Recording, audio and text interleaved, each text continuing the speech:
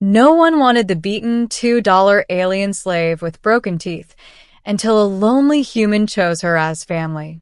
The marketplace smelled of rust, sweat, and despair.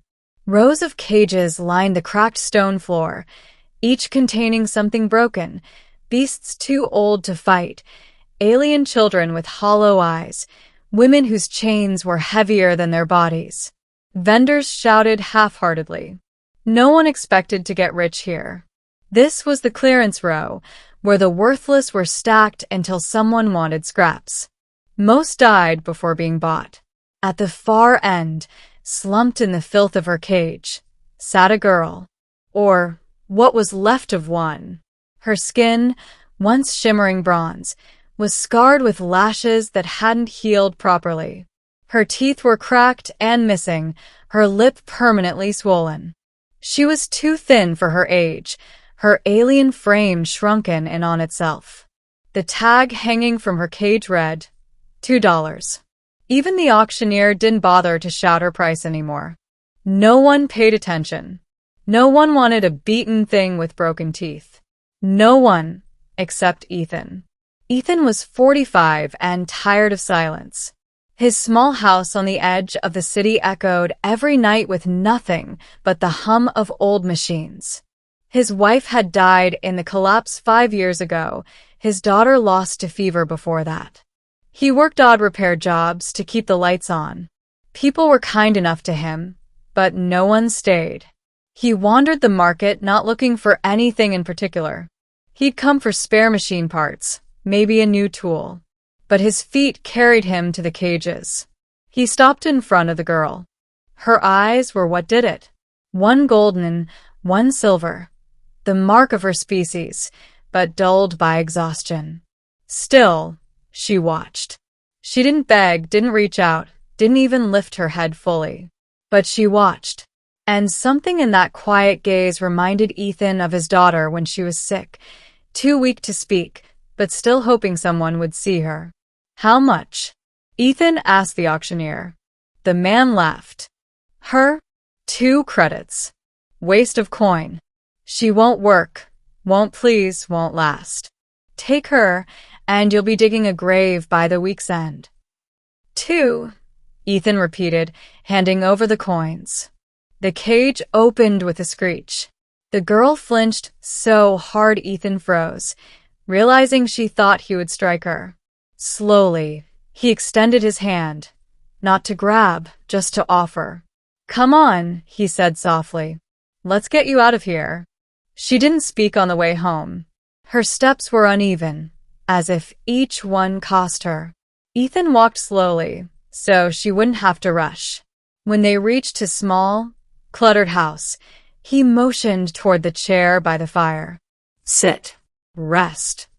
She obeyed, lowering herself like she expected punishment.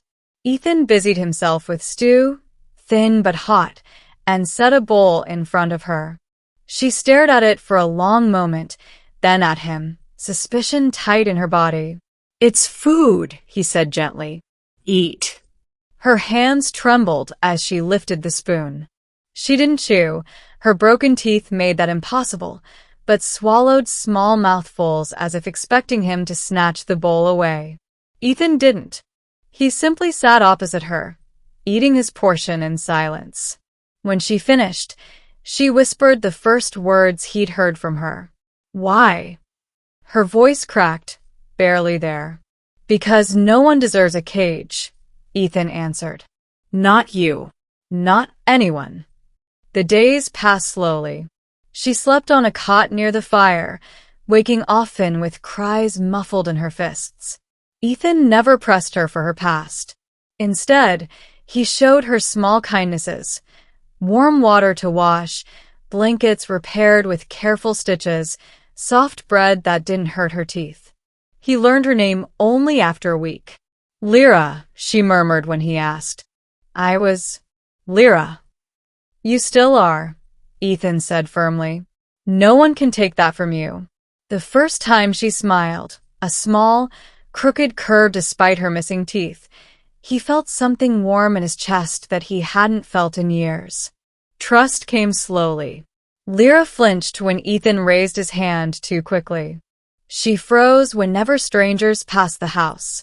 But she began to follow him as he worked, watching as he repaired machines, fixed roofs, patched broken fences. One afternoon, she touched a rusted gear on his bench and whispered, "I can help." Ethan handed her a wrench. She held it awkwardly, but her determination was clear. Together they repaired an old pump, her eyes shining with the first hint of pride. "You're good at this," Ethan told her. Her throat bobbed. No one ever said that before. "Well, I'm saying it now." Word spread in the village. Some whispered that Ethan had brought home damaged goods. Others muttered that it was dangerous to trust an alien slave. But most, seeing the way Lyra clung to him like a shadow, said nothing. One evening, a group of boys threw stones at her while she fetched water. Ethan found her standing stiff, clutching the bucket, her shoulders bleeding from the cuts. He knelt before her, rage burning in his chest. "Lyra, you don't have to endure this. You're not worthless." She blinked, confused. "But I am. That's why I cost too." "No," his voice shook. "That's why I paid too. Because they didn't see you. But I do. You're family now." "My family." Her lips parted, as if the word family was foreign. Then, slowly, she pressed her forehead against his shoulder. For the first time, she let herself cry. The seasons shifted. Lyra grew stronger. She laughed sometimes, soft, surprised sounds that filled the house with light. She stitched clothes for Ethan, cooked simple meals, and fixed machines alongside him with increasing skill. Ethan, once surrounded only by silence, found himself telling her stories at night, about his wife, his daughter, his youth. Lyra listened with wide eyes, then shared fragments of her own past. A village burned, parents lost, years of chains. Each story stitched them closer together. One night, as the fire crackled low, Lyra whispered, "I thought I would die alone in that cage. I didn't think anyone would choose me." Ethan touched her scarred hand gently. "I didn't just choose you, Lyra. I needed you, too." Her gold-and-silver eyes shone, reflecting the flames. "Then we saved each other." When the market vendor came by months later, offering to buy Lyra back for 10 times the price, claiming she was worth something now, Ethan stood firm. "She's not for sale," he said, his voice steel. "She never was." And Lyra, standing behind him, finally lifted her chin without fear.